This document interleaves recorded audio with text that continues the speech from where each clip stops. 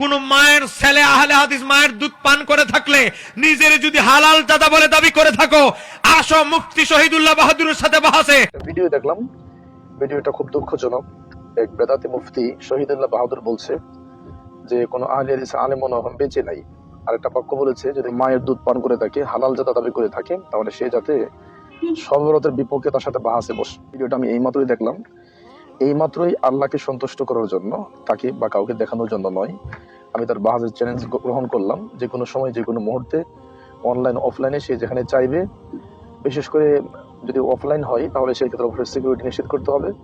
আর online হলে যে কোনোভাবে কোনো অসুবিধা নেই ইনশাআল্লাহ। যে সর্বভারত বাংলাদেশে চালু আছে এবং সর্বভারত কিন্তু যে অন্যায়গুলো হচ্ছে, এই সর্বভারত এটা সম্পূর্ণ বেদাত, এটা কোনো সন্দেহ নাই। বেদাতের পক্ষে আমি কথা বলবো ইনশাআল্লাহ। আর কেউ যদি সত্যিকারের, যেটা সে বললো, সে যদি হালাল জাদা হয়ে থাকে এবং সে যদি আসলে প্রকৃত সুন্নাহ অনুসারী হয়ে থাকে এবং তার মায়ের দুধ পান করে থাকে, তাহলে সে যাতে আমাদের সাথে বসে। আল্লাহ সবাইকে বোঝার তৌফিক দান করে, হেদায়েত দান করুক। আল্লাহুম্মা আমিন।